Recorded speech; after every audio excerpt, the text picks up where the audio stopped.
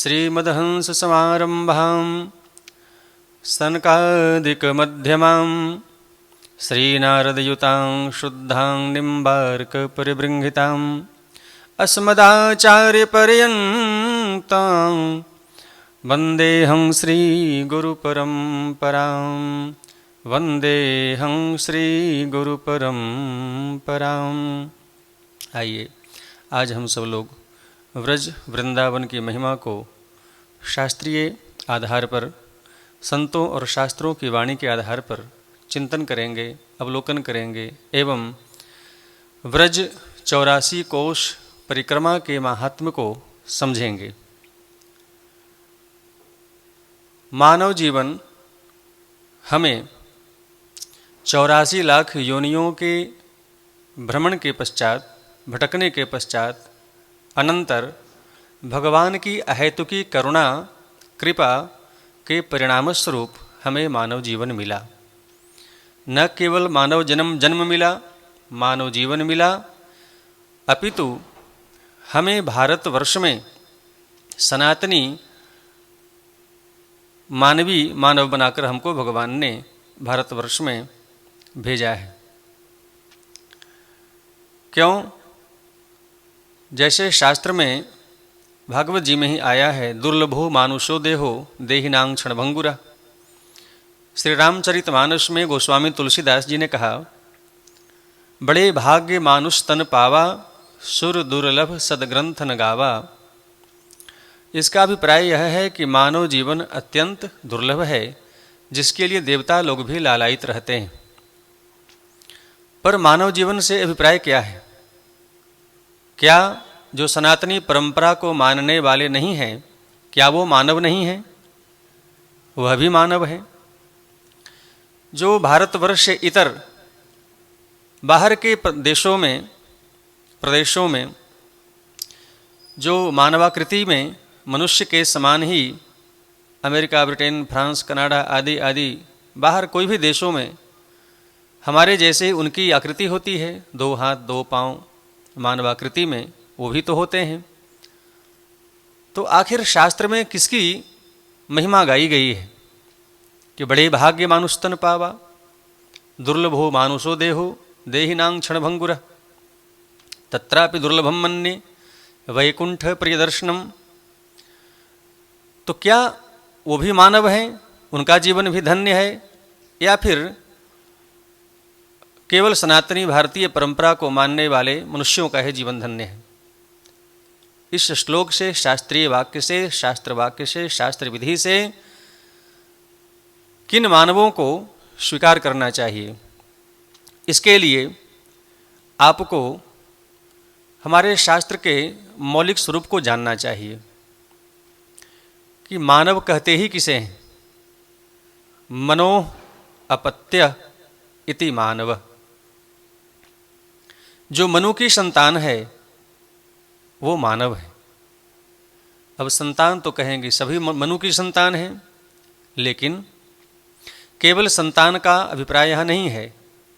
भगवान मनु की मर्यादा के अंतर्गत जो आदेश, जो मर्यादा, जो विधि, जो निषेध, जो धार्मिक आचरण, जो वैदिक आचरण, शास्त्रीयता भगवान मनु के द्वारा स्थापित की गई है, उनके अनुरूप जिनका जीवन है वही मानव कहलाने के अधिकारी हैं।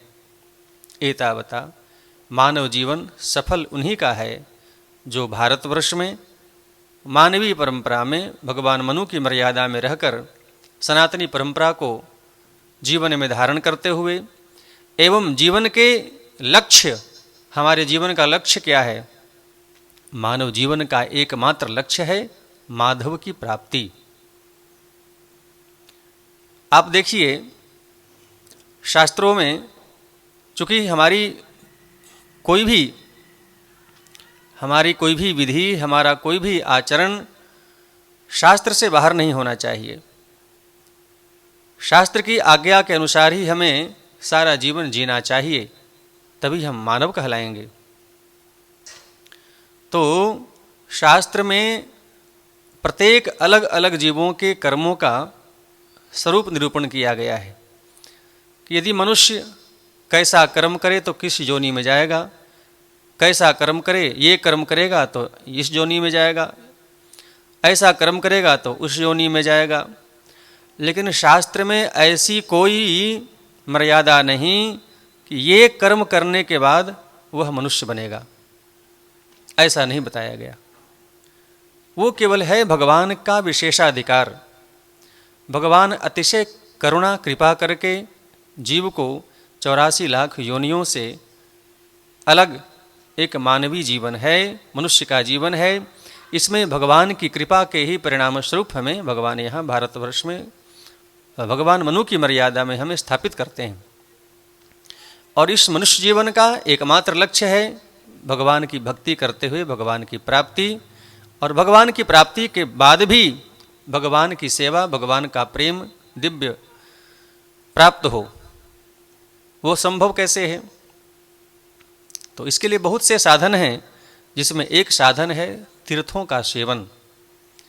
तीर्थ शब्द का अर्थ ही होता है तरति पापादिकम यस्मात् तस्मात् तीर्थ।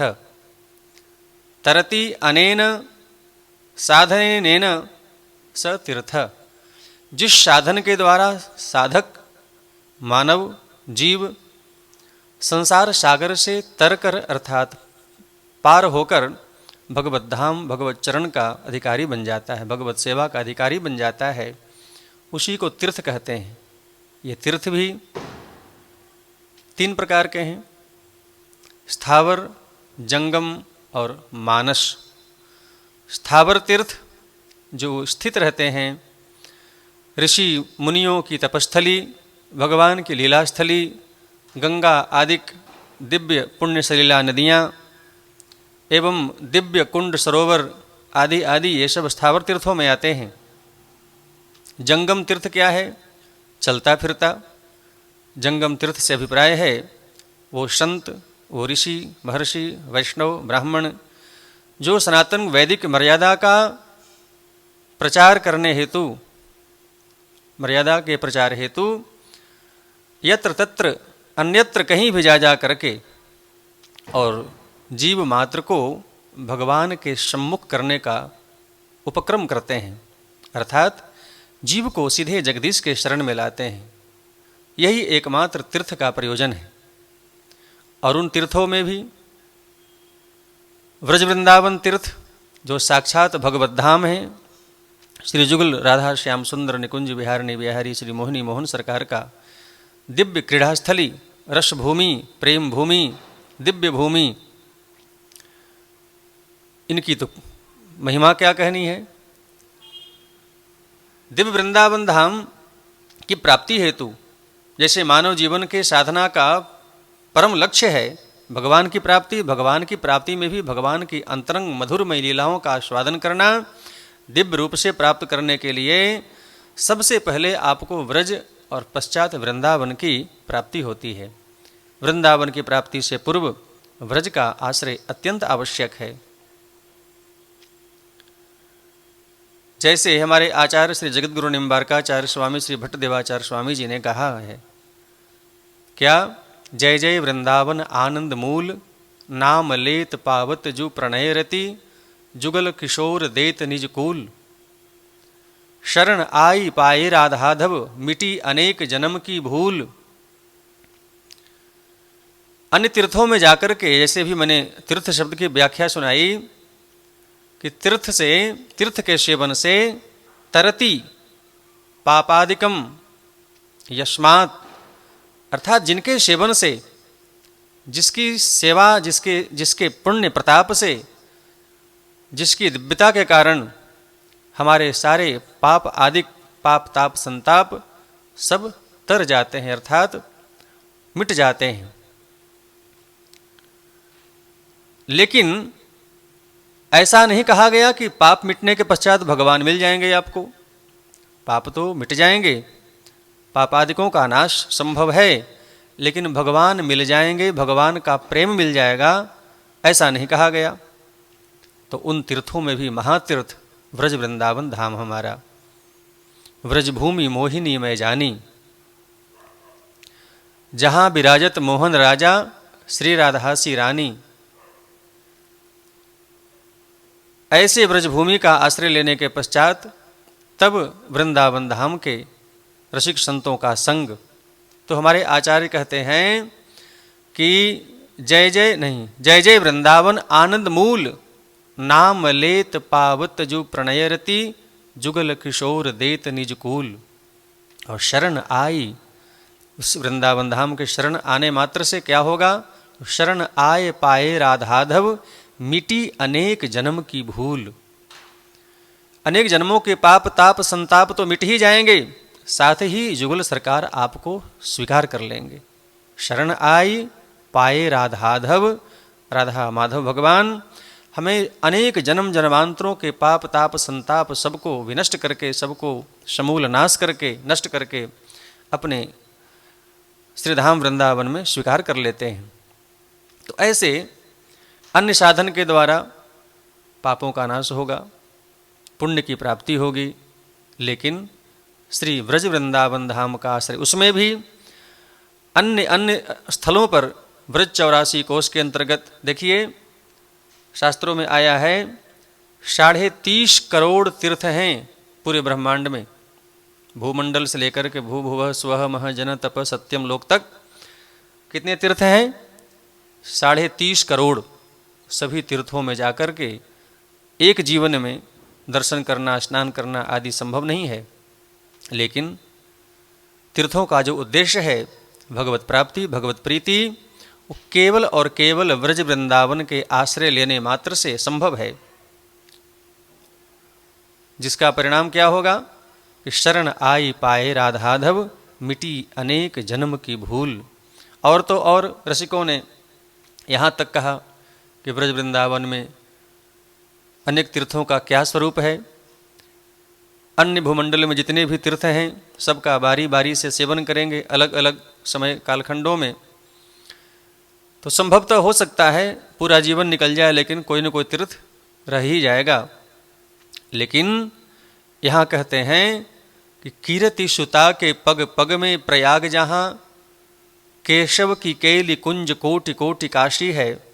यमुना में जगन्नाथ, रेणुका में रामेश्वर, तरु तरु पे अमित अयोध्या निवासी हैं। और गोपियों के द्वार द्वार पर हरिद्वार जहाँ, बद्री केदारनाथ फिरते दास दासी हैं। बताइए कि तीर्थों के राजा प्रयागराज हैं और उनकी महिमा शास्त्रों में बहुत पुष्कल मात्रा में गाई गई है, लेकिन व्रज वृंदावन की कैसी महिमा। जहाँ जहाँ श्री किशोरी मणि उज्ज्वल मणि के चरण पद विन्यास होकर के व्रज वृंदावन की भूमि को अलंकृत किया, चिन्हित किया, सिंचित किया गया है, अर्थात श्री किशोरी मणि के पग पग में तीर्थराज प्रयाग हैं। एक एक पग में अनेक अनेक प्रयाग का निवास है। मानो एक बार नहीं अनेकों बार तीर्थराज प्रयाग का सेवन करने का जो पुण्य फल प्राप्त होगा, लेकिन उससे भगवान श्री राधा माधव की भक्ति संभवतः हो सकता है न मिले। लेकिन यहाँ क्या कहा जा रहा है? कीरति सुता के पग पग में प्रयाग जहाँ। और काशी कहाँ है जी? तो केशव की केली कुंज कोटि कोटि काशी है। और यमुना जी में जगन्नाथ, रेणुका में रामेश्वर। रामेश्वर तीर्थ कहाँ है? तो व्रज की रेणु, अनंत अनंत रेणुकाओं में एक रेणु में तीर्थ रामेश्वर निवास करते हैं। सेतुबंध रामेश्वर क्या है? तरु तरु पे अमित अयोध्या नहीं। गोपियों के द्वार द्वार पर हरिद्वार जहाँ, बद्री केदारनाथ फिरते दास दासी है। हरिद्वार कहाँ है? तो प्रत्येक गोपांगनाओं के द्वार पर हरिद्वार मानो विराजमान है। अर्थात भगवान श्री कृष्ण भी गोपियों के द्वार पर जाकर के याचना करते हैं। उससे अधिक बड़ा हरिद्वार और कहाँ हो सकता है? जिस द्वार पर जाकर स्वयं श्री हरि भगवान श्री श्याम सुंदर जाकर माखन की याचना करते हो, भीख मांगते हो, छछिया भरी छाछ पर नाच नचायो, इससे बड़ा तीर्थ और क्या हो सकता है? और जितने भी ब्रह्मांड में तीर्थ हैं सब के सब 84 कोष ब्रजमंडल में नंद बाबा और यशोदा मैया को दर्शन कराने के लिए, तीर्थ भ्रमण कराने के निमित्त भगवान श्री कृष्ण की आज्ञा पाकर के जितने ब्रह्मांड में 30.5 करोड़ तीर्थ हैं, सब के सब आकर के ब्रज वृंदावन में आकर निवास किए। और ऐसे 84 कोस की यदि दर्शन यात्रा, तीर्थ यात्रा, पद यात्रा या दर्शन यात्रा की जाए, उद्देश्य केवल एक होना चाहिए। ब्रज वृंदावन में आकर यदि भगवान श्री श्यामा श्याम के दिव्य प्रेम की यदि कांक्षा है, आकांक्षा है, तो आपका तीर्थ यात्रा, आपकी तीर्थ यात्रा सम्यक रूपेण सफल मानी जाएगी। यहाँ पग पग में प्रयाग हैं, यहाँ द्वार द्वार पर हरिद्वार है, यहाँ कण कण में रामेश्वरम है, यहाँ तरु तरु पर प्रत्येक वृक्ष के लताओं पताओं में अमित अयोध्या जी का निवास है।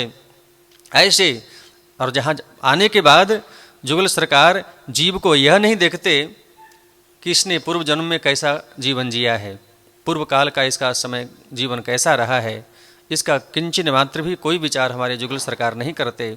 बहुत दयालु हैं, बहुत कृपालु हैं। जिसको एक बार स्वीकार कर लिए उसके पाप संताप अनेक जन्म जन्मांतरों के तत्काल नष्ट कर देते हैं। शरण आई पाए राधाधव, मिटी अनेक जन्म की भूल। जय श्री भट्ट ऐसे जानी वृंदावन के रज पर, कोटि मखतूल कोटि कोटि यज्ञ का की तुलना व्रज की एक वृंदावन की एक रेणुका को समान मानते हैं, फिर भी बराबरी नहीं कर सकते, क्योंकि करोड़ करोड़ यज्ञों में भगवान श्री श्यामा श्याम के दिव्य प्रेम प्रदान करने की क्षमता नहीं है। लेकिन वृंदावन के एक रज में, वृंदावन के किसी भी कुंजों में, किसी वृक्ष लता पता के नीचे बैठकर जुगल नाम का जप करें, जुगल रूप का ध्यान करें, लीला का चिंतन करें, तो अवश्य ही अवश्यमेव इसी जन्म से, इसी जीवन से और इसी क्षण में श्री श्यामा श्याम का प्रेम प्राप्त हो सकता है। श्री वृंदावन बिहारी लाल की जय।